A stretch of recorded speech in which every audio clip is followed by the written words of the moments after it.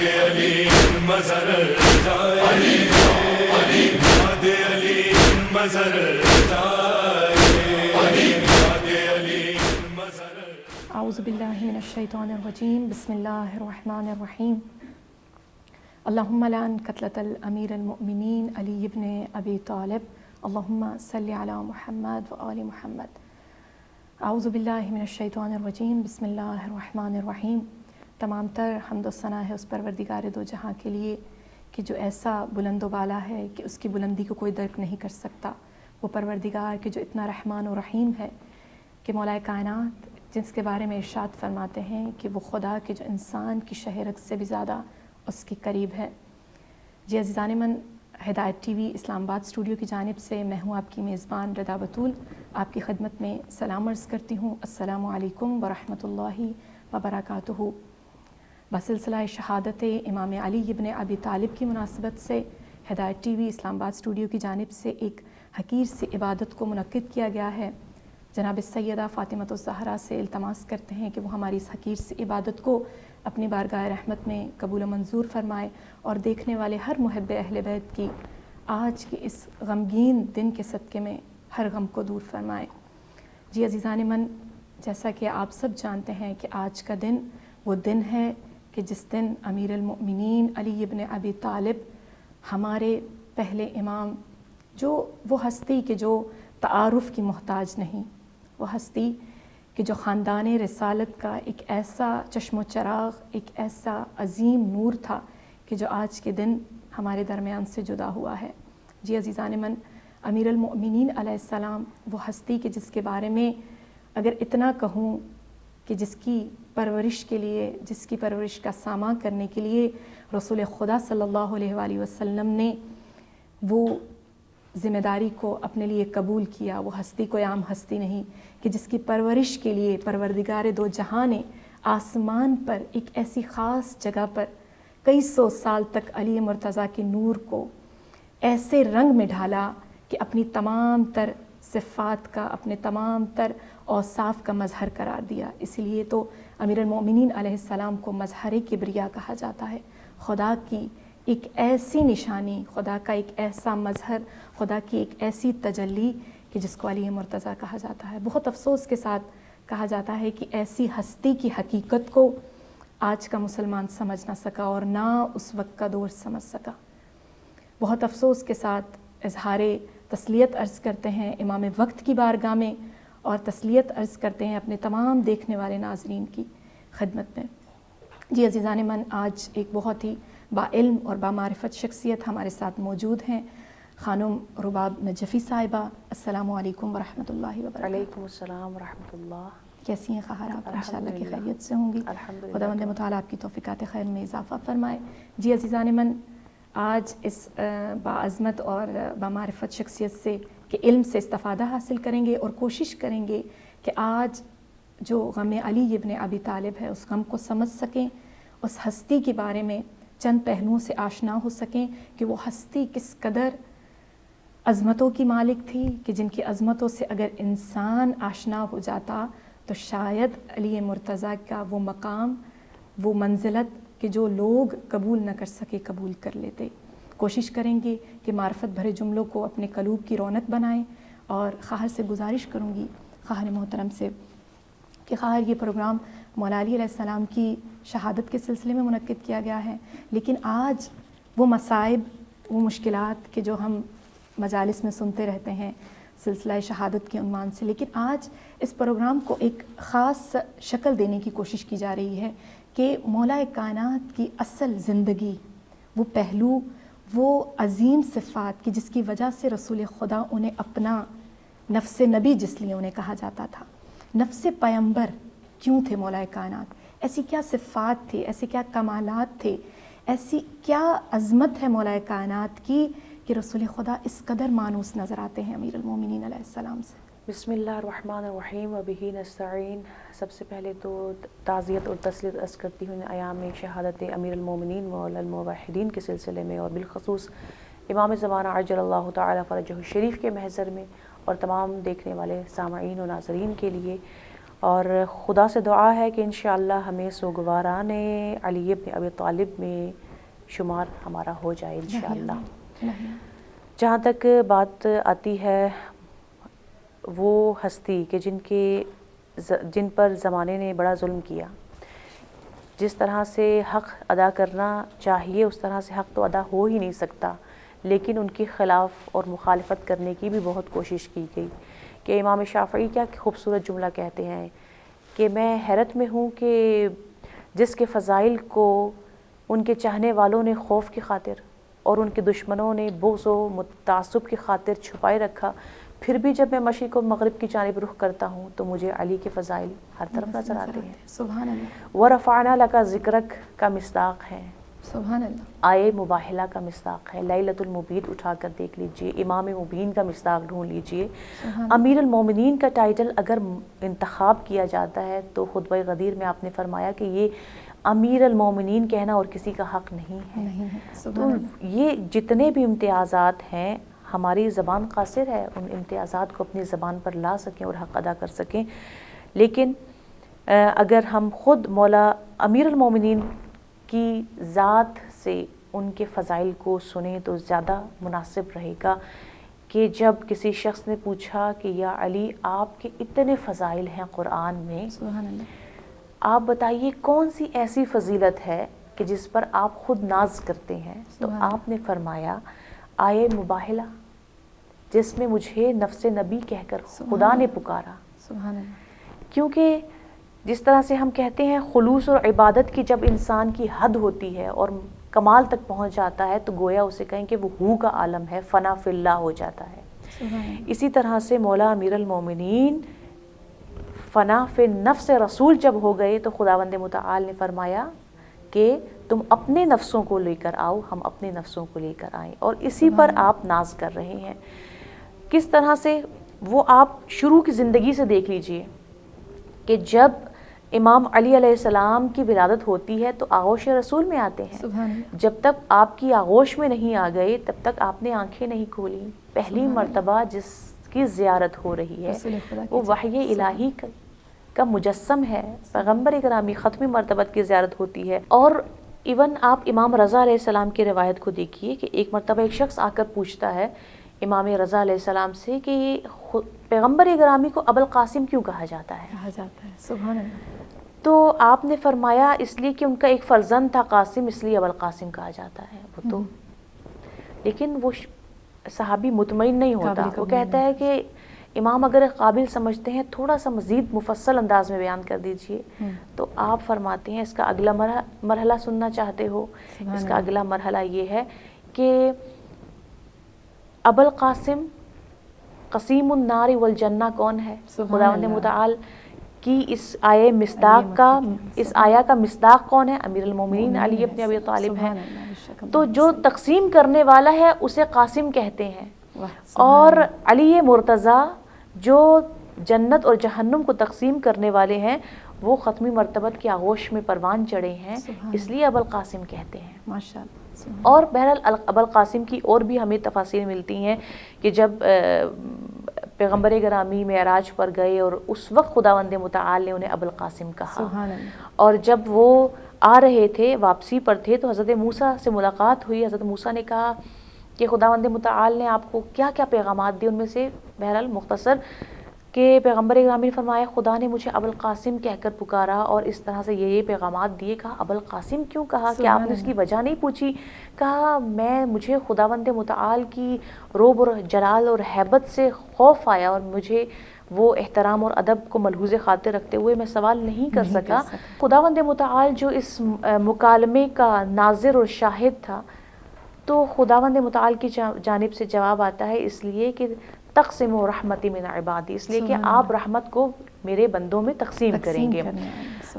لیکن ہم بات وہی کرتے ہیں نفس سے، جہاں سے آپ نے بات کو آغاز لیا کہ نفس رسول یعنی کہ کیوں رسول خدا صلی اللہ علیہ وآلہ وسلم امیر المؤمنین سے اتنے مانوس تھے؟ ایسے کون آپ سے کمالات یقین ہیں؟ کریں کہ وہ رحمت للعالمین جن کے لیے خداوند متعال کی جانب سے خاص حکم تھا کہ امر و نہیں کریں، آپ لوگوں کو ہدایت کی جانب بلائیں، بے شک۔ لیکن امیر المومنین کے بارے میں پیغمبر گرامی فرماتے ہیں مجھے خاص خدا کی جانب سے ہدایت دی کہ میں ہر وہ پیغام جو خدا کی جانب سے آ رہا ہے، ہدایت کا ہر نور اور ہر موتی مولا امیر المومنین کی جانب منتقل کروں۔ کہ سبحان خود اللہ۔ امام علی علیہ السلام فرماتے ہیں کہ میں اتنا نزدیک پیغمبر گرامی کے ساتھ کہ ان کی گرمی کو محسوس کرتا تھا اور ان کے سینے سے علوم میرے سینے میں منتقل ہوتے تھے، سبحان میں اللہ۔ اس خوشبو نبوت کو سونگھتا تھا۔ سبحان یہ اللہ۔ خوشبو نبوت کو سونگھنا ہر کسی کی بس کی بات نہیں ہے۔ انی اشم رائحۃ طیبہ، ہم حدیث قصہ میں پڑھتے ہیں نا کہ جب امام حسن امام حسین مولا امیر المومنین آتے ہیں تو وہ فرماتے ہیں کہ ہم خوشبو محسوس کر رہے ہیں رسول اللہ کی، ہم خوشبو محسوس کر رہے ہیں نانا جان کی۔ یہ خوشبو نبوت جو حضرت یعقوب نے محسوس کی، سبحان اللہ، کہ حضرت یعقوب علیہ السلام فرماتے ہیں کہ جب ان کا پیراہن یوسف ان کی جانب لایا جا رہا تھا تو آپ فرماتے ہیں کہ میں خوشبو یوسف محسوس کر رہا ہوں۔ تو یہ خوشبو نبوت کو محسوس کرنا ہر کسی کے بس کی بات نہیں ہے، اور آپ فرماتے ہیں کہ میں خوشبو نبوت کو سونگا کرتا تھا۔ اسی پر ایک بہت خوبصورت فرمان میرے ذہن میں آیا کہ رسول خدا فرماتے ہیں کہ میں علی سے اس لیے مانوس ہوں کہ خداوند متعال نے، حدیث رسول ہے کہ یوسف و یعقوب و موسیٰ و ہارون، ان تمام انبیاء کے کمالات، اوصاف اور صفات کو اگر تم کہیں جم دیکھنا چاہتے ہو تو وہ ذات امیر المؤمنین علیہ السلام ہے۔ اگر میں چاہتا ہوں کہ کسی وقت کے نبی کی زیارت کروں تو میں امیر المؤمنین کے چہرے کو دیکھتا ہوں۔ اور اسی کے ساتھ اتنا خوبصورت جملہ رسول خدا فرماتے ہیں کہ میری علی سے نسبت اس سر کی مانند ہے، اس چہرے کی مانند ہے کہ جو بدن کا ایک خاص حصہ ہوتا ہے۔ کہا کہ میں اگر پہچانوانا چاہتا ہوں تو میں علی کو اپنا چہرہ قرار دیتا ہوں۔ علی میرے لیے ایسے نسبت رکھتا ہے جیسے ایک چہرے کی نسبت ہوتی ہے۔ اگر میرے اور علی کے درمیان کوئی نسبت ہے تو وہ بدن اور سر کی نسبت ہے۔ کسی بدن کی پہچان اگر کرنی ہو تو وہ سر سے ہوتی ہے۔ مطلب رسول خدا کی یہ فرامین ہمیں بتاتے ہیں کہ ایسی کوئی ذات تھی علی مرتضیٰ کی، مولا کائنات کی، کہ جس کی وجہ سے رسول خدا مولا کائنات کو ہر دم اپنے ساتھ رکھتے تھے۔ یہ دو طرفہ معاملہ، سبحان اللہ، بے شک دو طرفہ معاملہ ہے کہ جہاں پیغمبر گرامی اتنی محبت کرتے ہیں وہاں پر مولا امیر المومنین بھی بہت زیادہ شدت سے محبت کرتے ہیں۔ کس طرح سے فرماتے ہیں کہ میں پیغمبر گرامی کے پیچھے اس طرح سے چلا جیسے اونٹنی کا بچہ سبحان اللہ اپنی ماں کے پیچھے چلا کرتا ہے۔ اور خود فرماتے ہیں اس افتخار کو کہ جس طرح سے روایت میں ملتا ہے 2-3 افراد تھے آپس میں بیٹھے ہوئے افتخارات کر رہے تھے۔ سبحان اللہ۔ طلحہ کہتا ہے مثال کے طور پر، طلحہ، عباس اور امام علی علیہ السلام، طلحہ کہتا ہے میرے پاس خانہ کعبہ کی چابی ہے، میں چاہوں تو رات کو وہاں رہ سکتا ہوں۔ صحیح۔ عباس کہتے ہیں میرے پاس حاجیوں کو، میں سقایت الحاج ہوں، حاجیوں کو پانی پلانے کا شرف، اب گرمی کے موسم میں پانی پلانے کی ذمہ داری اگر کسی کو مل جائے تو یقیناً وہ لوگوں کے درمیان بھی محبوبیت رکھتا ہے اور بہت عظیم شرف ہے۔ بالکل۔ اب یہاں پر یہ افتخارات ہو رہے ہیں، اپنے افتخارات کو یاد کر رہے ہیں، تو مولا امیر المومنین فرماتے ہیں میرے پاس ایسا تو کوئی افتخار نہیں، بس مجھے یہ یاد ہے کہ جس دن نماز کا حکم آیا ہے اگلے دن میں نے رسول اللہ صلی اللہ علیہ وآلہ وسلم کی بیعت کی ہے، مسلمان ہوا ہوں، ان کی دعوت پر لبیک کہا ہے اور ان کے ساتھ نماز پڑھی ہے، کہ اس وقت سوائے پیغمبر گرامی صلی اللہ علیہ وآلہ وسلم اور حضرت خدیجہ کے سوا تیسرا فرد میں تھا۔ اور اس سے بڑھ کر کیا افتخار ہو سکتا ہے کہ جس پر خداوند متعال کی آیہ مبارکہ نازل ہوتی ہے، افجعلتم سقایۃ الحاج او عمارۃ المسجد الحرام کمن آمن باللہ والیوم الآخر، کیا تم یہ سمجھتے ہو کہ مسجد حرام کو تعمیر کر لو یا حاجیوں کو پانی پلا دو تو یہ بہت بڑا عظیم شرف ہے؟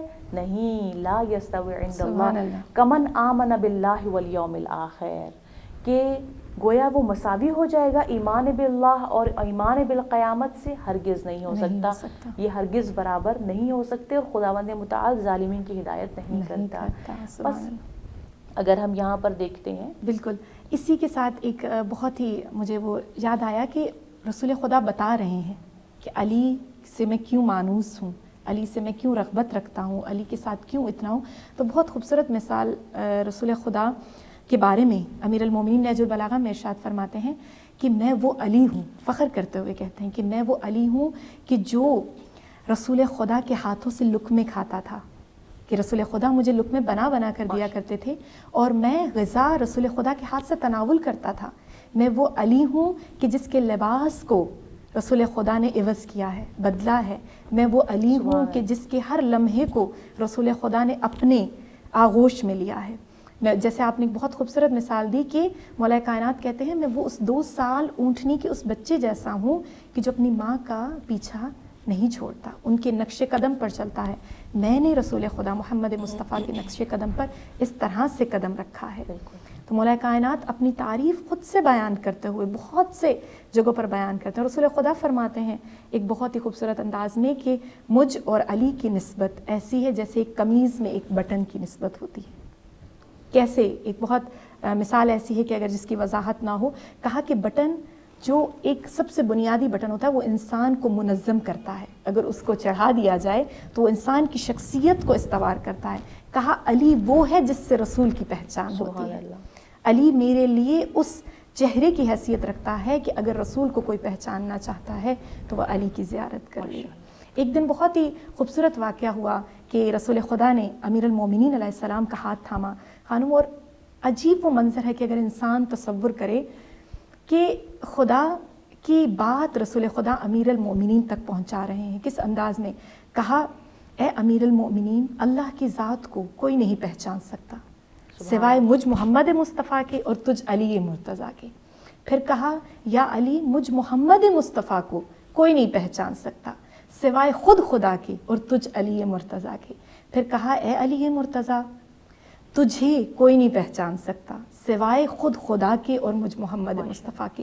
کہ یہ ایک ایسا دائرہ ہے کہ جس میں اگر داخل ہونا ہے تو علم کی بامعرفت پہلوؤں سے گزر کر آپ داخل ہو سکتے ہیں۔ یہ ہیں وہ ہستی۔ جی عزیزان من، آج مولا کائنات کی شہادت کا دن ہے اور ایک بہت ہی پردرد غم علی ابن ابی طالب ہے کہ جو خاندان رسالت پر ایسے ٹوٹا ہے کہ جس کو انسان لفظوں میں بیان نہیں کر سکتا۔ سوال کرنا چاہوں گی اس وقت کے بارے میں قاہر محترم سے، وہ وقت کہ جب امیر المؤمنین بالکل سب کچھ ہونے کے باوجود کچھ نہ تھے۔ وہ سکوت امیر المؤمنین کیسا سکوت تھا، وہ خاموشی کیسی خاموشی تھی کہ جس میں امیر المؤمنین کہتے ہیں کہ یہ سکوت، یہ 25 سال میری خاموشی کے تقریباً 25 سال ہے غالباً اگر میں اشتباہ نہ کروں، کہ یہ 25 سال ایسے میری زندگی کے تھے کہ جیسے میرے حلق میں پھنسی ہوئی ایک ہڈی کی مانند، اس قدر اذیت تھی۔ تو قاری محترم جاننا چاہوں گی وہ اذیت کیا تھی کہ جس کے بارے میں مولا کائنات خود بیان فرماتے ہیں کہ اگر یہ اذیت کوئی برداشت کر سکتا ہے تو وہ امیر المومنین کے سوا کوئی نہیں۔ بعد از پیغمبر گرامی محمد مصطفیٰ صلی اللہ علیہ وآلہ وسلم اگر ہم دیکھتے ہیں جو مسائل اٹھائے گئے اور وہ ذمہ داری، وہ عہدہ جو خطبہ غدیر میں پیغمبر گرامی کی جانب سے آیا تھا مولا امیر المومنین کی جانب، جی، اس عہدے کو آپ نے ہر طرح سے اپنی ذمہ داری کو نبھا دیا، اپنی خطبات کے ذریعے سے نبھایا، صحیح، اس پیغام کو لوگوں کے گھروں تک جا کر پہنچایا۔ لیکن لوگ جس خوف میں مبتلا تھے اور اس کے بعد جب زبردستی بیعت کی کوشش کی گئی اور یہ متفقن علیہ ہے کہ جس طرح سے در زہرا کو آگ لگائی گئی اور جو ظلم و جور، اس تلخ واقعات کو انسان کس طرح سے یاد کر سکتا ہے کہ جو واقعات بھی اس دور میں ہوئے وہ سیاہ ترین دور تھا اس پوری تاریخ میں۔ اگر ہم تلاش کریں کہ کربلا کا آغاز بھی اگر آپ کہہ لیں تو سقیفہ ہے، اگر در سیدہ نہ جلایا جاتا تو خیمہ حسینی کو آگ نہ لگتی۔ اور ہم دیکھتے ہیں کہ ان تمام حالات میں اب کوئی یاور و مددگار نہیں رہا۔ وہ تمام حاجی کہاں گئے، وہ تمام لبیک کہنے والے کہاں چلے گئے، وہ جو 3 دن تک بیعت ہوتی رہی تھی اور لوگ سلام کرتے تھے امیر المومنین کہہ کر، وہ کہاں چلے گئے؟ تمام لوگ اپنے گھروں میں خاموشی سے بیٹھ گئے۔ حتیٰ جناب زہرا سلام اللہ علیہا لوگوں کے گھروں پر جا کر اس پیغام غدیر کو پہنچایا کرتی تھی۔ لیکن وہ تمام ہمیں تاریخ بہرحال ایسے ادوار نظر آتے ہیں کہ خاموشی اختیار ہو گئی، تو مولا امیر المومنین علیہ السلام کے پاس ایک واحد راستہ جو تھا وہ یہی تھا کہ میں اس وقت تک عبا نہیں پہنوں گا، اپنے دوش پر نہیں رکھوں گا جب تک میں قرآن جمع کرنا کر لوں. بس ایک شعار بلند کیا کہ قرآن کی جمع آوری باب العلم ہی ہیں جو حق ادا کر سکتے ہیں قرآن کو جمع کرنے کا. لہٰذا آپ نے یہ کہہ کر اپنے گھر میں پناہ لے لی اور پھر ان تمام کوششوں کو چھوڑ دیا، لیکن ایک کوشش کو جاری رکھا. آپ اگر گھر سے نکلتے تھے تو مسجد کے لیے نکلتے تھے، آپ اگر گھر سے نکلتے تھے تو مسکین کی امداد کی خاطر، کشاورزی کی خاطر اور اپنے باغات کو آباد کرنے کی خاطر نکلا کرتے تھے، اور جب گھر میں ہوتے تھے تو قرآن کی جمع آوری کرتے تھے. اب آپ بتائیے اس کے علاوہ اور کون سا حل ہو سکتا ہے کہ قرآن کو 25 سال میں آپ نے جمع آوری کی، اور اتنی محنت کے ساتھ کہ اس وقت یہ فیسلٹیز نہیں تھیں. پہلی مرتبہ ان آیات کو ہر جگہ سے جمع کرنا اور جو انہیں یاد ہے ان کو لکھنا ایک بڑا اہم کام تھا، اور آپ نے کیا. لیکن جب لے کر مسجد میں جاتے ہیں تو اس قرآن سے بھی انکار کر دیا جاتا ہے. اب آپ بتائیے کہ پھر کیا حل نکل سکتا ہے امام علی علیہ السلام کے پاس؟ ان تمام ادوار کو گزارتے ہیں وہ باب العلم کے جن کا سینہ علم کی آپ کہیں کہ نور سے منور تھا، علم کے نور سے منور ہے، اور خود آپ فرماتے ہیں کہ میرے اندر علم کا وہ ٹھاٹے مارتا ہوا سمندر ہے کہ اگر تم وہ جان لو تو تم بھی اس طرح سے لرزنے لگو اور کانپنے لگو جس طرح سے گہرے کنویں میں ایک رسی لرزتی اور کانپتی ہے. وہ مثال دی جاتی ہے نا مولا کائنات اور جناب سیدہ کو کہ سیدہ اور امیر المومنین ایسے گہرے سمندر کی مانند ہے کہ سورہ رحمان کی مرج البحرین یلتقیان، کہ ایسے یہ دو بحر ہیں، ایسے یہ دو سمندر ہیں کہ جو آپس میں مرج ہو رہے ہیں، مل رہے ہیں، لیکن سمندر کے کنارے پر کھڑا ہوا شخص سمندر کی گہرائی کو نہیں جان سکتا. امیر المؤمنین کے قلوب میں جو علوم آل محمد تھے وہ بھی ایسے ہی تھے کہ جب تک اس کے درد کو کوئی محسوس نہ کرتا، مولا کائنات کا وہ سکوت بے حد تھا کہ اس قدر اذیت سے گزرے کہ جس کے بعد مولا کائنات کہتے تھے کہ میں جب گلیوں سے گزرتا ہوں تو جناب زہرا کو کہتے تھے کہ زہرا مجھے کوئی سلام نہیں کرتا. اور آج یہ وقت ہے کہ جب میں گھر میں داخل ہوتا ہوں تو سیدہ آپ ہوتی تھی جو میرے سلام کا جواب دیتی تھی، اور علی کے غم جتنا کوئی بڑا غم نہیں ہو سکتا کہ آج اس گھر میں بھی سیدہ کی خوشبو نہیں ہے کہ جو میرے سلام کے جواب میں آتی تھی. تو عزیزان من، بہت بڑا غم ہے، بہت عظیم دن ہے. خداوند متعال سے دعا کرتے ہیں کہ غم علی ابن ابی طالب کو انسان سمجھ سکے. ابھی بہت سے ایسے پہلو ہیں مولا متقیان کے کہ جس سے ہم نا آشنا ہیں. ناظرین کے لیے کوشش کرتے ہیں کہ خواہر یہاں پر موجود ہیں اور وہ پہلو کہ جن سے ہم نا آشنا ہیں آشنا ہو سکیں، معرفت کے چند جملوں کو سمیٹ سکیں.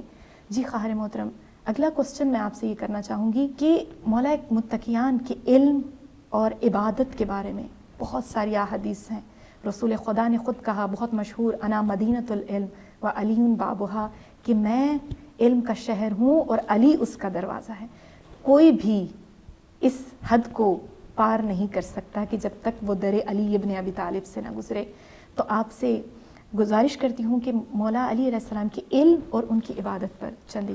بے شک کہ جہاں پر مولا کا ذکر ہو، جو معدن رسالت ہے، محبت مختلف الانبیاء ہیں، محبت الوحی ہے، وہ مرکز ہے، تو وہاں پر علم کا ذکر لازمی ہو جاتا ہے. بے شک، کیونکہ جتنے بھی علوم نشأت پاتے ہیں، آج ہم کسی بھی فیلڈ میں دیکھ لیں تو ان کا منبع اور ماخذ مولا امیر المومنین کے علوم ہمیں نظر آتے ہیں. بے شک، کہ جو بار بار فرماتے رہے سلونی سلونی قبل ان تفقدونی، سوال کرو مجھ سے. اور آپ نے کئی مقامات پہ اس جملے کو ورد زبان کیا، اور لوگوں نے آ کر بہت سے سوالات کیے. کہ ایک مرتبہ حضرت سلیمان امام علی علیہ السلام سے سوال کرتے ہیں کہ آپ کو کسی چیز کا دنیا میں آپ کو اتنا شرف ملا خداوند متعال کی جانب سے، لیکن آپ کو اپنی زندگی میں کوئی ایسا دکھ ہو کہ جو آپ بیان کرنا نہ کر سکے ہوں آج تک. تو آپ فرماتے ہیں کہ جی ہاں، مجھے دکھ ہے کہ میں سوال کرتا رہا کہ سلونی سلونی قبل ان تفقدونی. کسی نے اس طرح سے مجھ سے سوال نہیں کیا کہ جس طرح سے سوال کرنے کا حق تھا، وہ سوال نہیں کیا سنجیدہ، جس طرح سے وہ معارف دینا چاہتے تھے، جو علوم مولا علی کے قلب میں تھے اس کے مطابق کوئی سوال نہیں کرتا. بالکل، کہ جن کے بارے میں خود مولا فرماتے ہیں ینحدر عن السیل ولا یرقی الی الطیر، کہ میں وہ علم کا کوہ بلند ہوں جس پر اڑتے پرندے بھی نہیں پہنچ سکتے سبحان ہیں. اللہ، سبحان اور آپ اللہ. نے کئی مقامات پر فرمایا کہ اے لوگوں، خدا کی قسم میں تمہاری زندگی کو جانتا ہوں، میں تمہارے آغاز و انجام کو جانتا ہوں، میں تمہارے ورود و خروج کو جانتا ہوں، میں تمہیں آئندہ اور ماضی اور گزشتہ کی خبریں دے سکتا ہوں، لیکن مجھے خوف ہے کہ تم تاب نہیں لا سکو گے اور تم یہ کہہ دو گے کہ پیغمبر گرامی نے تو ہمیں یہ چیزیں نہیں بتائیں جو علی ہمیں بتاتے ہیں. گویا پیغمبر گرامی سے علی ابن ابی طالب افضل ہیں، اور تم یہ سمجھ کر اور یہ سوچ کر گمراہ ہو جاؤ. اسی لیے جب مولا امیر المومنین نے جب سہل ابن حنیف کی خبر غم سنی ہے کہ وہ اس دنیا سے رخصت ہو گئے، تو آپ فرماتے ہیں کہ لو احبنی جبل لتحافت، اگر پہاڑ بھی مجھ سے مضبوط اور محکم اور استوار پہاڑ بھی مجھ سے محبت کریں گے تو وہ ریزہ ریزہ ہو جائیں گے. کیا مطلب ہے کہ ریزہ ریزہ ہو جائیں گے؟ آپ کی محبت اور آپ کی معرفت کی تاب نہیں لا سکیں گے. یہ جملہ ہمیں قرآن کی آیت سمجھاتی ہے کہ لو انزلنا ھذا القرآن علی جبل، اگر یہ قرآن پہاڑوں پر نازل ہو جاتا تو وہ ریزہ ریزہ ہو جاتا. خداوند متعال کے خشوع میں ریزہ ریزہ ہو جاتا. سبحان اللہ، سبحان اللہ. جی ناظرین، تو یہ تھا مولا کائنات کے علم کا عظیم پہلو، کہ وہی بات ہے جو خواہر محترم نے کی کہ ایسا ٹھاٹھے مارتا ہوا سمندر تھا علی مرتضیٰ کے سینے میں کہ جس سے کوئی بھی، افسوس کے ساتھ یہ کہنا پڑتا ہے کہ اس ذات سے کوئی بھی مستفید نہیں ہو سکا، ان کے علوم سے کوئی مستفید نہیں ہو سکتا. جی عزیزان من، آج کا جو دن ہے وہ شہادت امیر المؤمنین سے منسوب ہے، اور یہ دن اختتام کر جائے گا، لیکن میں کہتی ہوں کہ کرب و بلا کا اگر آغاز ہوا ہے تو وہ آج ہی کے دن سے ہوا ہے، کہ وہ جو سجدہ امیر المؤمنین نے محراب مسجد میں ادا کیا اور شگافتہ ہوا، وہ اس بات کی دلیل ہے کہ آج سے امیر المؤمنین کا خانوادہ بیار و مددگار ہو گیا ہے. تو خداوند متعال سے دعا کرتے ہیں، اور خواہر کے لیے بہت ساری دعائیں اور ان کا شکریہ ادا کرتے ہیں کہ خواہر محترم یہاں پر تشریف لائیں اور اس قدر عظیم علم کی رونقوں سے ہمیں پر نور کیا. خداوند متعال آپ کی توفیقات خیر میں اضافہ فرمائے. بہت شکریہ خواہر. جزاک اللہ، بہت شکریہ. جی ناظرین، تو اسی کے ساتھ ہمارے پروگرام کا جو وقت ہے وہ تمام ہوتا ہے. ایک شعر کے ساتھ آپ سے اجازت چاہوں گی کہ لائی ہے ایک رات قیامت کی وہ سحر، لائی ہے ایک رات قیامت کی وہ سحر، جب آسمان پھٹ کر گرا فرش خاک پر، ضرب ستم سے زخمی ہے نفس نبی کا سر، ضرب ستم سے زخمی ہے نفس نبی کا سر، ٹکرا رہے ہیں مسجد نبوی کے بام و در، رو رو کے کہہ رہے ہیں پتھر علی علی، رو رو کے کہہ رہے ہیں پتھر علی علی، چلا رہے ہیں مسجد و منبر علی علی. اسی شعر کے ساتھ آپ سے اجازت چاہوں گی. آپ کی میزبان رضا بتول کو اجازت دیجیے. والسلام علیکم ورحمۃ اللہ.